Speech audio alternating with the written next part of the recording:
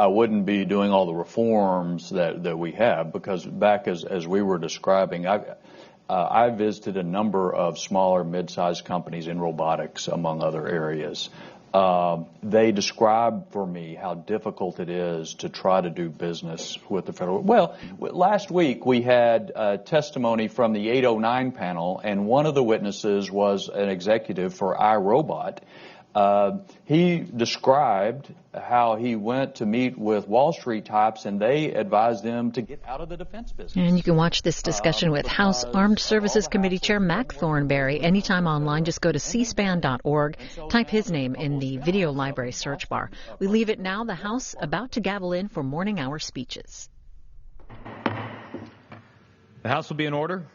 The chair lays before the House a communication from the Speaker. The Speaker's Rooms, Washington, D.C., May 22, 2017. I hereby appoint the Honorable Mike Gallagher to act as Speaker pro tempore on this day. Signed, Paul D. Ryan, Speaker of the House of Representatives.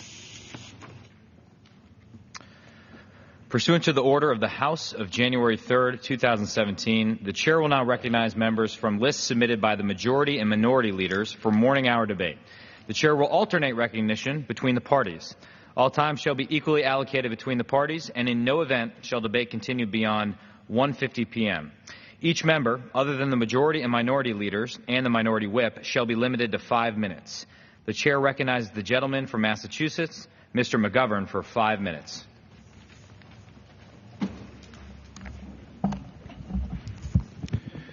Mr. Speaker, June 17th will mark the 5th anniversary of the arrest of Raif Badawi, a human rights activist and writer who created the website Free Saudi Liberal.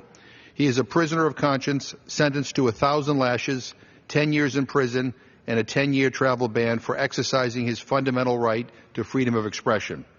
He was convicted of violating Saudi Arabia's draconian information technology law and, quote, insulting Islam, end quote. Since his imprisonment in 2012, Raif's case has garnered international attention and generated outrage.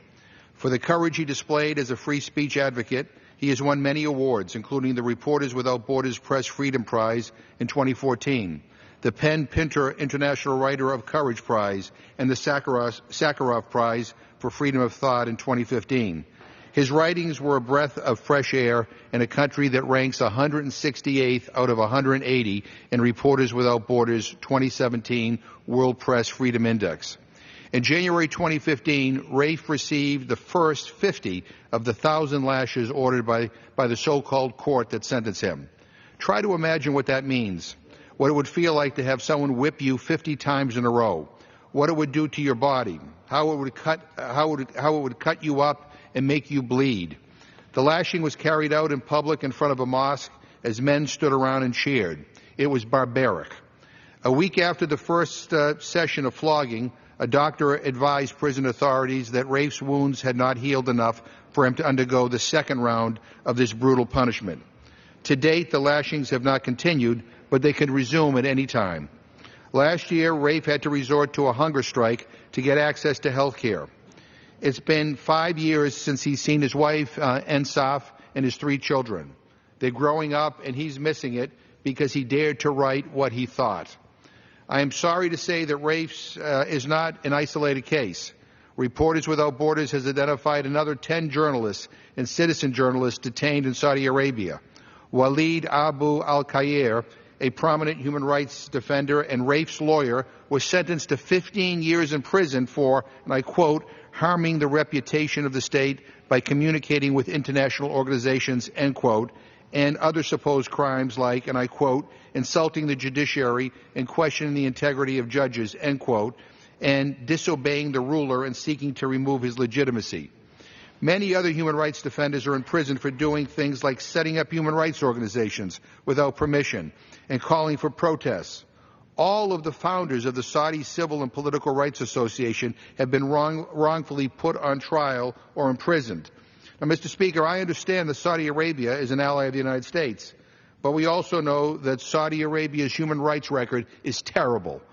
According to our own State Department, and I quote, the most important human rights problems include citizens' lack of ability and legal means to choose their government, restrictions on universal rights such as freedom of expression, including on the Internet, and the freedoms of assembly, association, movement, and religion, and pervasive gender discrimination and lack of equal rights that affect most aspects of women's lives, end quote. That is not exactly a short list, Mr. Speaker. Yet the President of the United States just traveled to Saudi Arabia without saying a single word in public about human rights, without speaking up even once on behalf of all the people who are wasting away in jails because they chose to defend a client, advocate for minorities, or call for reform. The President wants to buy cooperation in the fight against extremism with a $110 billion arms deal. But Saudi Arabia will not achieve security or stability by repressing peaceful dissent. On the contrary, repression creates the conditions for extremism. Haven't we learned that lesson by now? Senator John McCain, a former prisoner of war, understands what the President does not. We in the United States have long believed moral concerns must be an essential part of our foreign policy, not a departure from it. Our values are our great strength and greatest treasure. We have been the country that saw the world as it was and made it better. So, Mr. Speaker, I'm here today in the best tradition of the United States to call for the immediate and unconditional release of Raif Badawi, who must be allowed to be reunited with his wife and children in Canada. And I call also for all of the other prisoners of conscience in Saudi Arabia to be released. The United States must not be silent while people sit in prison for exercising their most basic human rights. Thank you, and I yield back my time. Gentleman yields. The chair recognizes the gentleman from California, Mr. Denham, for 5 minutes.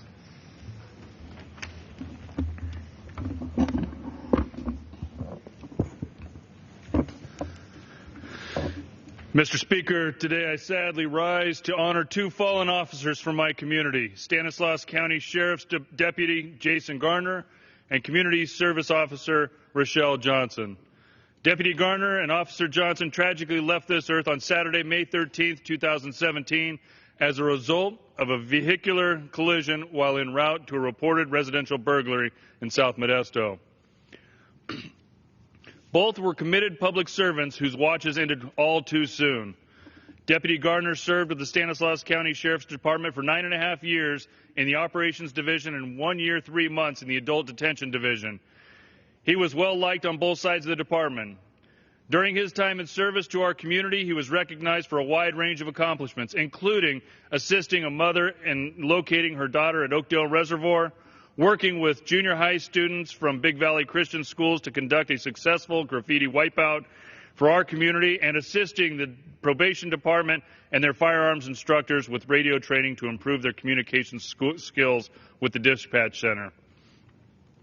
Officer Johnson was a 15-year veteran of Stanislaus County Sheriff's Department who was known for going above and beyond. During her time with the department, she was recognized for her contributions to her team as well as our community, which included receiving the Sheriff's Award for Excellence for coordinating the model of the Patterson Police Services substation. She also helped to develop a program to more effectively dispatch community service officers and deputies, and she assisted with the 2006 homicide investigation of California Highway Patrol Officer Earl Scott. Both Deputy Garner and Officer Johnson leave behind an entire community who grieve their loss. Their bravery and committed service will never be forgotten. Mr. Speaker, I ask my colleagues to join me in honoring the lives of Stanislaus County Sheriff's Deputy Jason Garner and Community Service Officer Rochelle Johnson. My deepest gratitude and sympathies go out to their families and our law enforcement community as they forge ahead without their loved ones. May God bless and keep them always. Chair recognizes the gentleman from Kansas, Mr. Marshall, for 5 minutes. Mr. Speaker, during Military Caregiver Month, I'd like to recognize a population of heroes who often remain in the shadows, military caregivers. Currently, there are over 5 million military and veteran caregivers in the United States. This number continues to grow as our troops abroad place themselves in harm's way. I recently sat down with one of my heroes, Senator Elizabeth Dole, who shed light on this important population. While she spent time with Kansas Senator Bob Dole at Walter Reed Army Hospital in 2011, she noticed that many caregivers around her and the unique challenges that they face. Following this discovery, she'd established a foundation to raise awareness and serve as a resource for these hidden heroes. I'm a proud member of the Hidden Heroes Caucus, which raises awareness and develops legislation in support of caregivers. I urge my colleagues to join this wonderful congressional caucus of hidden heroes. Next, Mr. Speaker, I'd like to address Stroke Awareness Month. Stroke is the nation's number 5 killer, the second leading cause of dementia, and one of the leading causes of long-term disability. During this important month of awareness, we in Congress must realize that we have a chance to make a difference. The FAST Act, the FAST FAST Act, would expand access to telehealth eligible stroke services under Medicare. I have personally witnessed one of Kansas's greatest victories in health care, where my alma mater, KU Med Center, led the Kansas Stroke Collaborative, where through telemedicine we've saved thousands of lives and prevented literally hundreds, perhaps thousands of long-term injuries as well.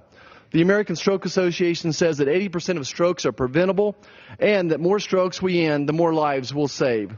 Strokes kill more than 133,000 Americans annually. We can bring that number down, and I hope my colleagues will join us in that effort. As a physician, I know how important and in many cases how necessary these services are. I encourage my colleagues to support this legislation and to always remain open to innovative solutions in the medical industry like telemedicine. And finally, Mr. Speaker, I want to talk about something very near and dear to my heart, the efforts to eradicate polio. And truly, Mr. Speaker, we are this close to ending polio. Once a widespread global epidemic, it's now only endemic in only 2 countries, Afghanistan and Pakistan. When I was district governor of Rotary just a few short years ago, we were reporting 17 to 18 cases per year, and I'm so excited that we've only had 2 reported cases this year. There's one organization that's led this charge, so many have helped, but Rotary has led this since 1979, literally vaccinating over 2.5 billion people in 122 countries. As a former Rotary District Governor, I spent some time this past weekend at Fort Hays State University celebrating Rotary and all we've done, including the celebration of international students and the Peace Awards that they received through our scholarships. There's no cure for polio. It's preventable, though, by a very simple vaccine. It's vital that we aid these last handful of countries, get us over the finish line with these resources, and end our fight against polio so we can tell future generations, like smallpox, polio is no longer in this country. And with that, Mr. Speaker, I yield back.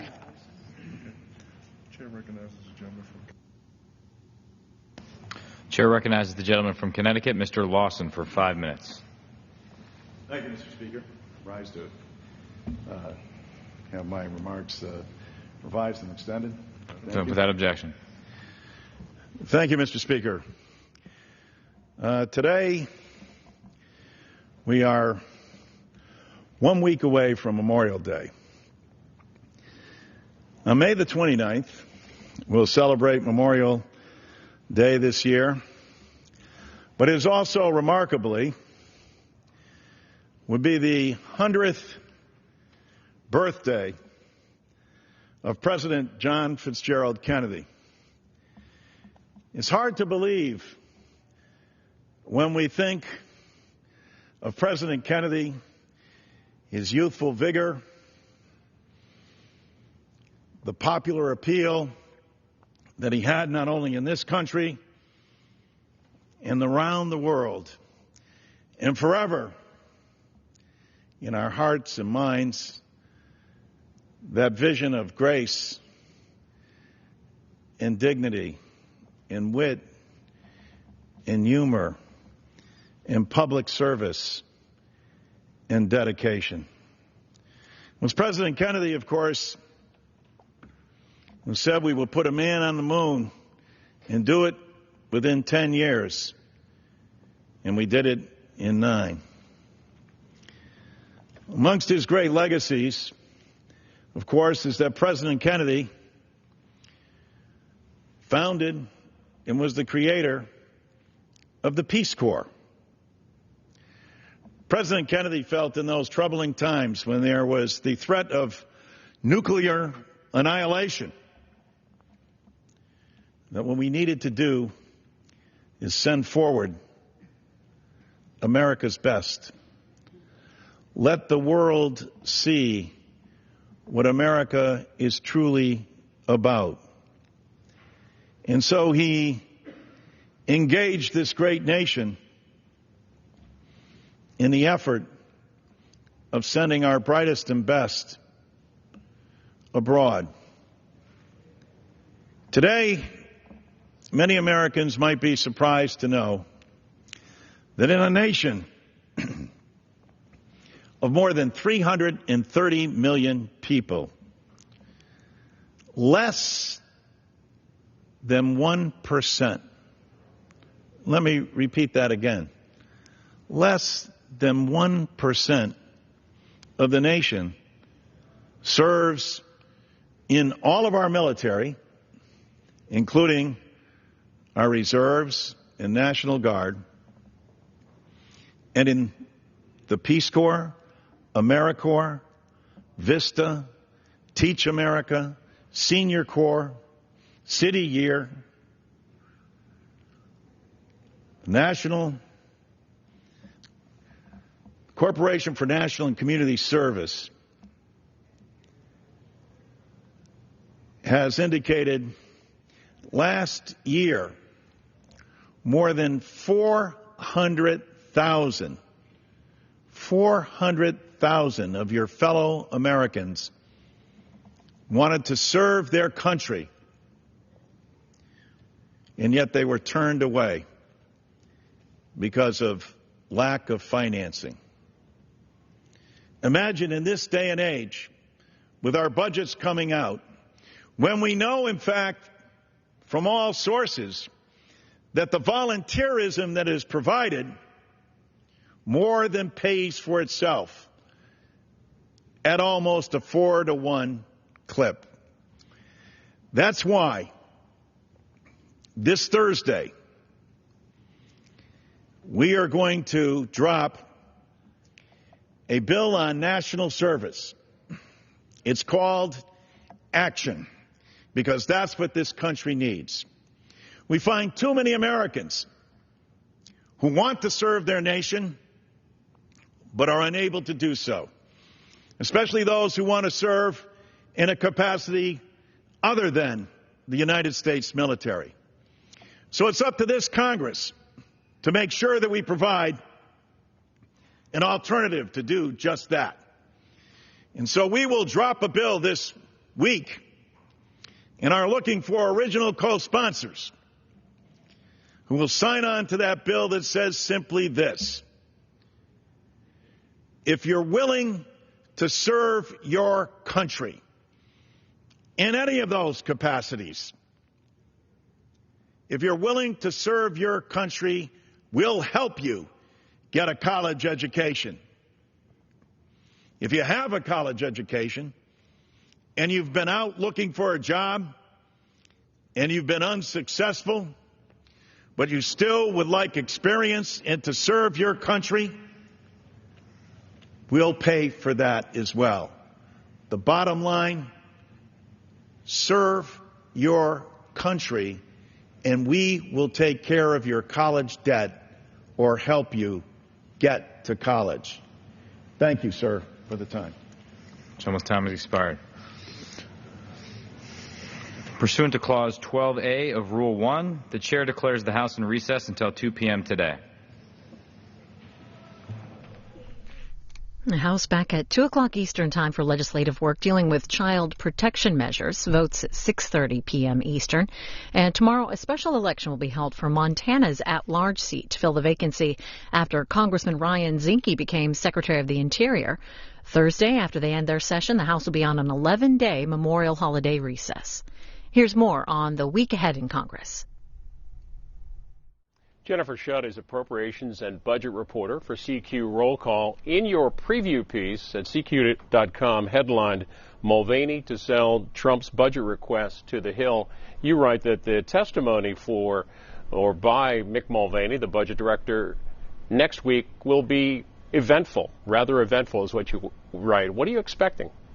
So when the White House releases its full budget request on Tuesday, we're going to get how it wants to handle spending in the next fiscal year for mandatory programs like Medicare, Medicaid, and Social Security, as well as a lot more details on defense spending and domestic spending programs. We got a little bit of an idea in mid-March when the White House released its skinny budget about how Trump wants to handle fiscal 2018 spending. He wants to increase it by defense spending by $54 billion and decrease non-defense domestic spending by an equal amount. But the budget that we're seeing on Tuesday should have a lot more details on where exactly that's all happening. And we're talking about the fiscal year 18 with the looming deadline of September 30th this year for the end of this fiscal year. How does that, the release of this budget, the president's fiscal year 18, affect the whole appropriations process?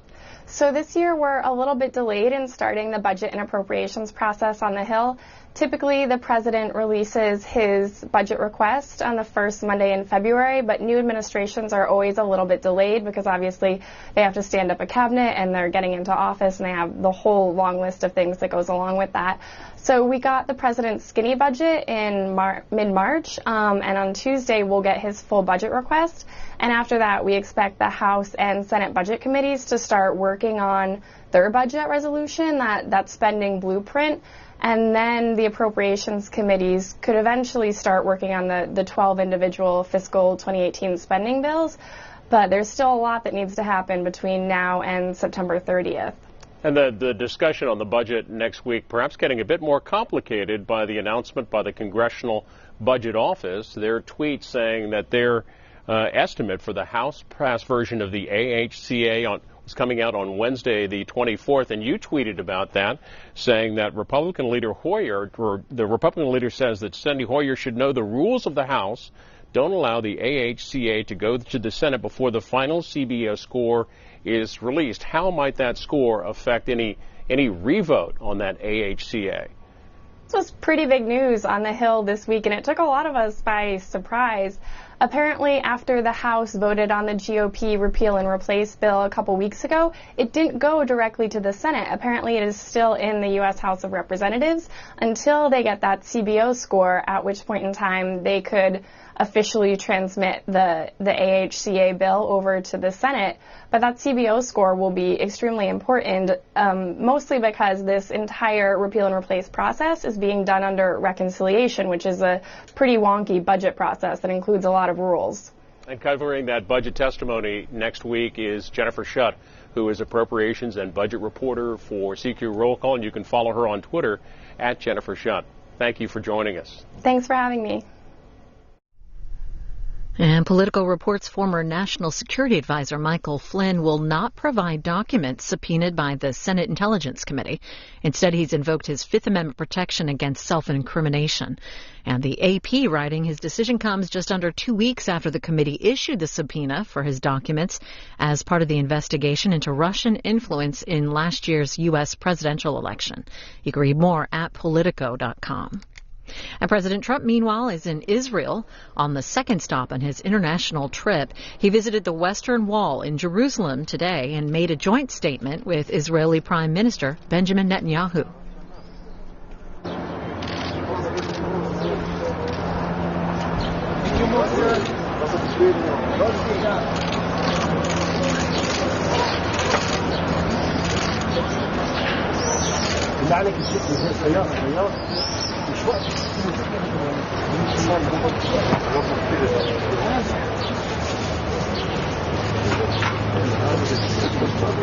יופי, תרף טיפה אחורה.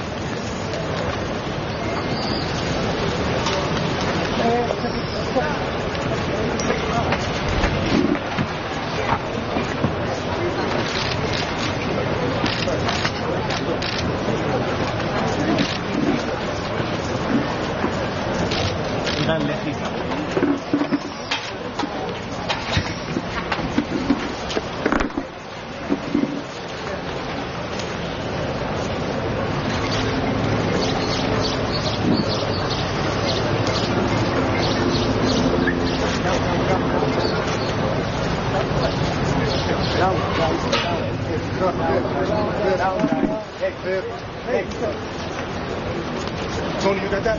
Hey, get down. Down.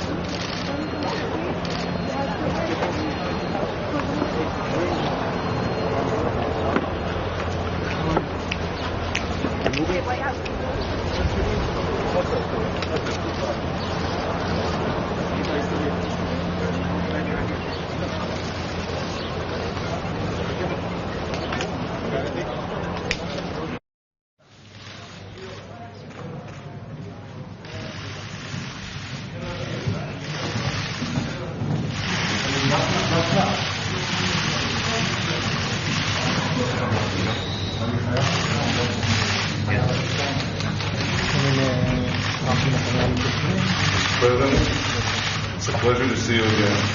I know you went to the Western Wall. You touched the stones of our existence. And you're the first acting American president to do that. And I have to express our appreciation. Not only for that, but also for your friendship with the State of Israel, your understanding of our story, our struggle, our desire for peace. All of these things I'd like to talk to you about, including journalists can do that, including Iran, including Syria, including the Palestinians, including the wonderful cooperation between our two countries, and anything else that you care to say. Well, it's just been an honor to be here. The Western Wall was just incredible being there. Spend time, and your folks have been so nice. As you know, I've been a big supporter of Israel for a long time. I've been a big supporter of yours for a long time. But it's just a magnificent place with magnificent people. Many, many friends come from Israel. My great friends come from Israel. And I'm very honored to be here. I was just told I'm the first active president been to the Western Wall, and that's a great honor. I was just told that. That to me is a great honor. Thank you very much. And I know we're going to have a meeting in a little while, which is momentarily, and ideally we're going to work on a couple of things. I just left Saudi Arabia, the King.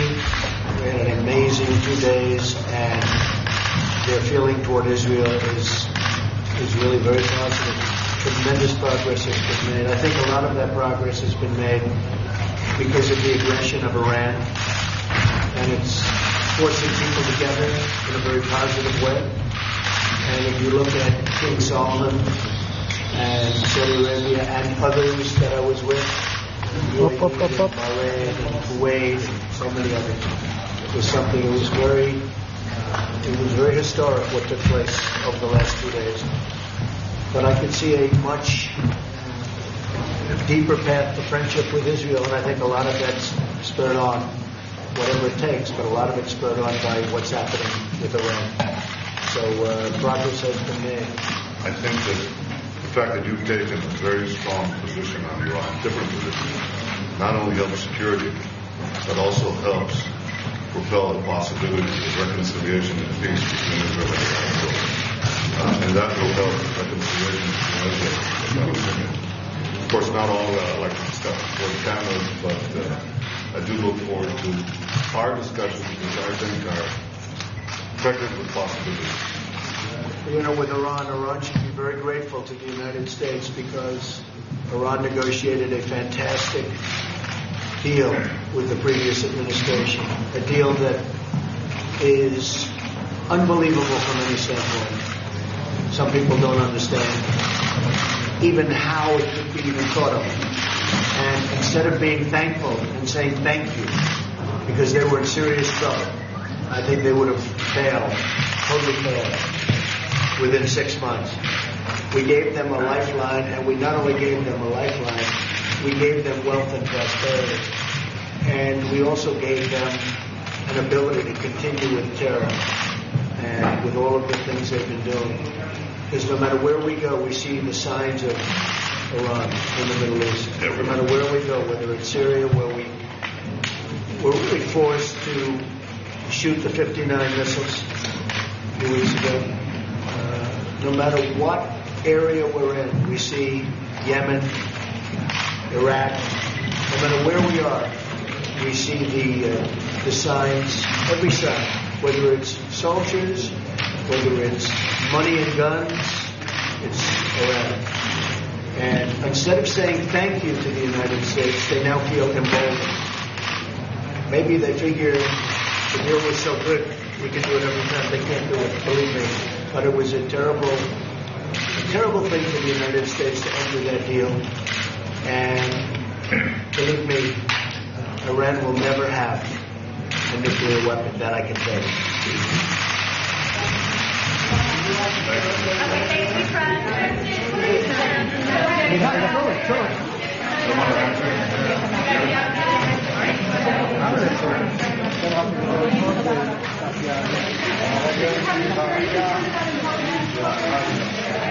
Your intelligence cooperation is terrific. Thank you guys.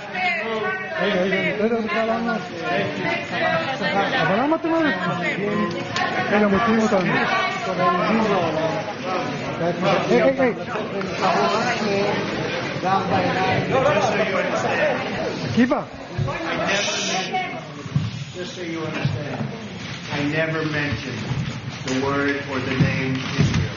Never mentioned it during that conversation. They were all saying I did. So you had to know the story wrong. Never mentioned the word Israel. How's the visit so far, Mr. Frank? Thank you. Let's go. Please, everyone. Let's go. Out. Go. All the way. President Trump in Israel today, visiting the Western Wall this morning and making a joint statement with Israeli Prime Minister Benjamin Netanyahu, as well as attending a dinner with the Prime Minister. President Trump also meeting with Palestinian leader Mahmoud Abbas, and then he'll go on to the Vatican and meet with Pope Francis, and later in his trip attending the NATO summit in Brussels and the G7 meetings in Sicily. Never let anyone define you. And that is the first lesson I want to leave you with. Only you define who you are. Only you. Our hearts should be open, not just to falling in love, but to the world. We need to look, we need to care, and we need to contribute. Don't ever let anyone tell you that your dreams are silly. And if you have to look back on your life, regret the things that you did and not what you didn't do. Nothing stays still. Things will change. The question for you is whether and how you will participate in the process of creative change. Just a few past commencement speeches from the C-SPAN video library. And watch more of this year's commencement speeches on Saturday, May 27th, Monday, May 29th, Memorial Day, and June 3rd on C-SPAN and cspan.org. A House committee took a look at the state of Medicare recently, its payment systems and expiring provisions. Mark Miller heads up the Medicare Payment Advisory Commission, an independent agency that advises Congress on policy issues affecting the federal program. He testifies.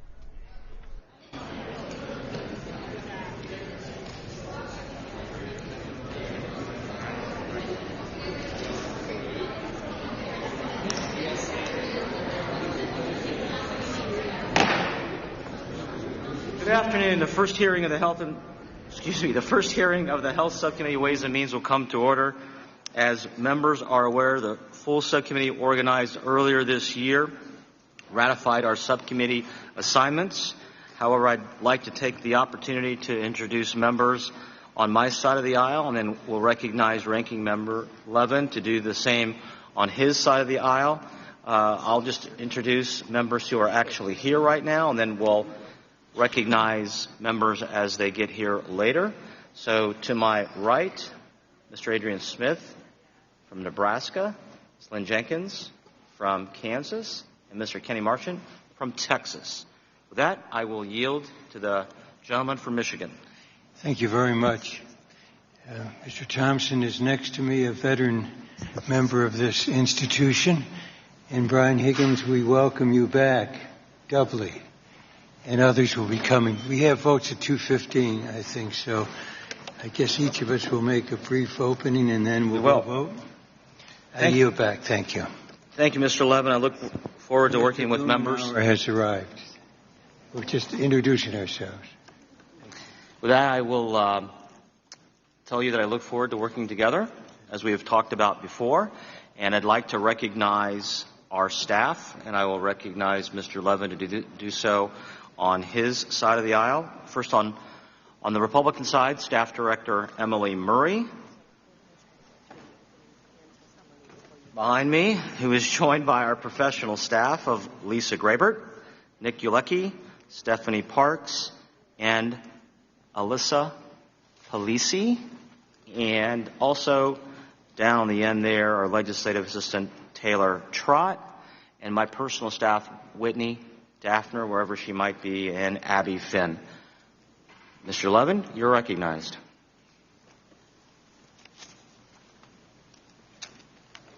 Amy Hall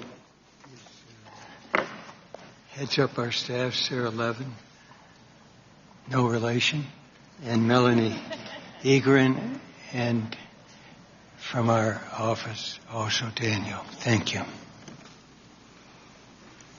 Well, it is my pleasure to welcome Mr. Miller back to the Health Subcommittee to help us continue the discussion on our Medicare program, payment systems, and extenders. It's time we took the next steps in strengthening our Medicare program. As the committee continues to look for ways to reform Medicare, the Commission's insights and analysis will be very valuable to our efforts. Today is a great opportunity for us to hear advice from a nonpartisan congressional support agency in order to better understand policies that will improve the program and ensure that we are making good use of taxpayer dollars. This year's March report brings us new information and data that should help strengthen our discussion in this particular area. In his testimony, Mr. Miller will highlight numerous inefficiencies in the post-acute care space. One statistic that I personally found quite staggering is that nearly $30 billion with a B in the current post-acute care baseline is being used inefficiently. Mr. Miller will also highlight the expiring Medicare extenders.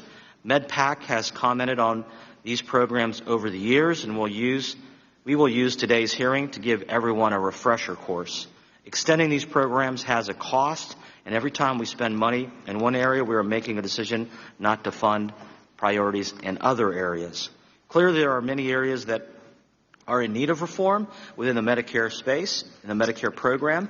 MedPAC has proposed innovative solutions, and I look forward to hearing more from the report. Meeting with Medicare providers around my district and state recently, there's been a resounding concern that I've heard from all of them, and that is overbearing regulations are increasing, burdening providers, and seem to be driving out and discouraging small providers in particular. I'm worried about the direction we're heading in this area. I'm hopeful that my colleagues on this subcommittee, the Full Ways and Means Committee, and this Congress can work together with the new administration to not only spur innovation, but reduce regulatory burdens across the Medicare program.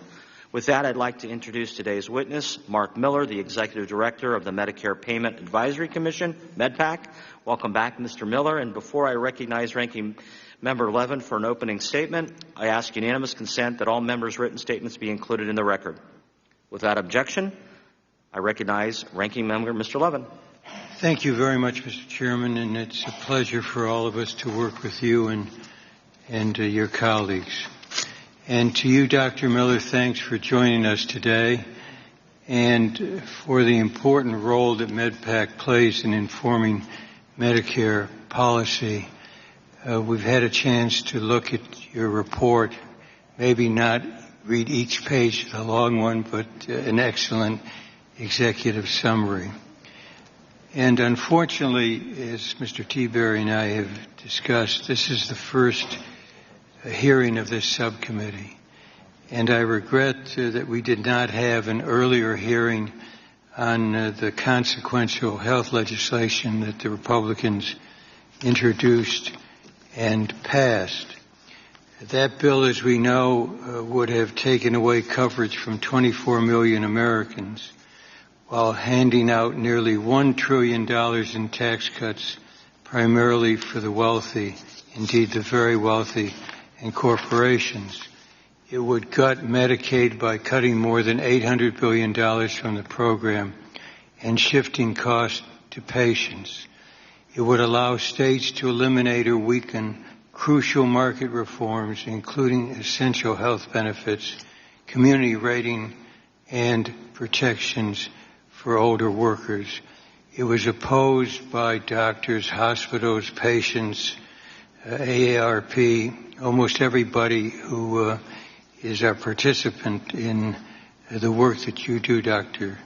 Miller, though all of our colleagues here on the Republican side did vote for it.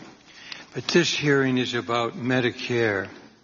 With all that is deeply harmful in the basic law or legislation that the Republicans passed, there's been much less attention paid to the damage that bill would do to Medicare. The bill eliminates 0.9% payroll tax on high earners, depriving the Medicare Hospital Insurance Fund of $75 billion in order to benefit people making more than $200,000. It grants a windfall to wealthy investors by eliminating the tax on unearned income, including capital gains and dividends. And it would provide a $28.5 billion tax break to pharmaceutical companies, which will create a shortfall in the Part B trust fund. Beneficiaries will be directly responsible, if that were to pass, for a portion of this shortfall, causing an $8.7 billion premium increase. These provisions would shorten the solvency of the Medicare Trust Fund. What's more, they would fundamentally break a promise we heard over and over again from the President that he would not cut Medicare or Medicaid.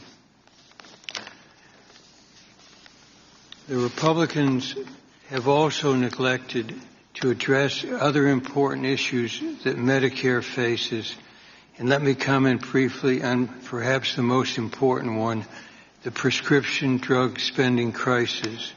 I hope we can spend some time today on that. Skyrocketing drug costs have devastating consequences for the middle class and for federal health programs. The Medicare trustees have told us that program spending in Part D increased by 15% in 2015 alone. In Part B, GAO has found that Medicare often pays more for physician-administered drugs than other federal payers, including Medicaid and the VA. MedPAC has made a number of recommendations to address Medicare prescription drugs spending. Notably, the Commission has pointed out perverse incentives that impact industry behavior and contribute to higher costs for the public. So I hope this hearing will provide us an opportunity to discuss this and other important issues that you raise with so much depth, Dr. Miller, in your report. I yield back. Thank you, Mr. Levin. I want to remind members that this hearing is called the Medicaid hearing on the current status of the Medicare program, payment systems, and extenders. I gave tremendous leeway to Mr. Levin in his opening statement, more than ever has been given to me in the minority, but we are going to keep this topic from here on out on the topic that was given to members when this committee hearing was released. And before I ask Mr. Miller to begin, I just want to recognize some constituents in the audience. Mr. Mike DeManna, a teacher at Orange Middle School in Delaware County, and some 8th grade students. Can you stand up in the back? Mr. DeManna, are you back there? Did you leave already? Is there anybody left? Is there anybody here from Michigan? Oh, no. They heard a guy from Michigan and they all bolted. Just kidding. That's carrying rivalry too far. Mr. Miller. Michigan beat Ohio State. Is that what happened? It's been a while. Mr. Miller, you're recognized for 5 minutes. Thank you. Thank you. Chairman Teaberry, Ranking Member Levin, distinguished committee members, I'm Mark Miller, the Executive Director of the Medicare Payment Advisory Commission, and on behalf of the Commission, I'd like to thank you for asking us to testify today. As you've already mentioned, we're a small, independent congressional support agency required by law to provide analysis and recommendations to the Congress. Our work in all instances is guided by 3 principles: assuring beneficiary access to high-quality care, protecting the taxpayer dollar, and paying providers and plans in a way to accomplish these goals. With respect to the program's status, Medicare spending is about $650 billion annually, about 3.5% of GDP. Given the enrollment of the baby boom and rates of spending per beneficiary, the Medicare program is projected to grow faster than the economy is projected to grow and continue to raise issues of affordability for both the taxpayer and the beneficiaries that finance the program. By law, our March report makes a series of payment recommendations on various fee-for-service sectors. Each year we produce analysis on access, supply, utilization, the private equity markets, quality, and financial status. I have recommendations across a range of fee-for-service sectors that I can discuss, but I want to focus on the fact that over the last many years, the Commission has paid particular attention to the post-acute care sector. I'm referring to skilled nursing facilities, home health agencies, inpatient rehabilitation facilities, and long-term care hospitals. The Commission has made recommendations to restrain unnecessarily high payments, improve the equity of payment systems for both patients and providers, improve quality measurement, and also to direct the Secretary's attention to program integrity issues. For 2018, we recommend a 2-year payment freeze for skilled nursing facilities, a 5% payment reduction for home health agencies, and a 5% payment reduction for inpatient rehabilitation facilities. Medicare profit margins in each of these sectors is 13% or more and has been that way for over a decade. In each of these sectors, we are again recommending that changes in the payment system would be made so that we pay more on the basis of patient need, and that will result in greater equity across different types of providers. We believe that if the Congress were to follow this recommendation, something like $30 billion over the next 10 years in unnecessary payments could be avoided. In other reports, the Commission has recommended moving away from the siloed approach to post-acute care delivery and instead move towards a unified payment system for post-acute care providers. And again, pay on the basis of patient need rather than site of care. And also, this would increase the potential to measure quality of care more accurately. Turning to Part C and Part D, managed care and Medicare has continued to show strong growth, currently accounting for 31% of enrollment, and there are multiple plans available in virtually every county of the U.S. On average, plans are bidding below fee-for-service, which is a significant improvement since 2010. The dollar value of extra benefits that they provide has been increasing, and the Commission has made a few recommendations in this area. Most notably to recapture payments from excess coding that targets plans that are most aggressively engaged in that coding.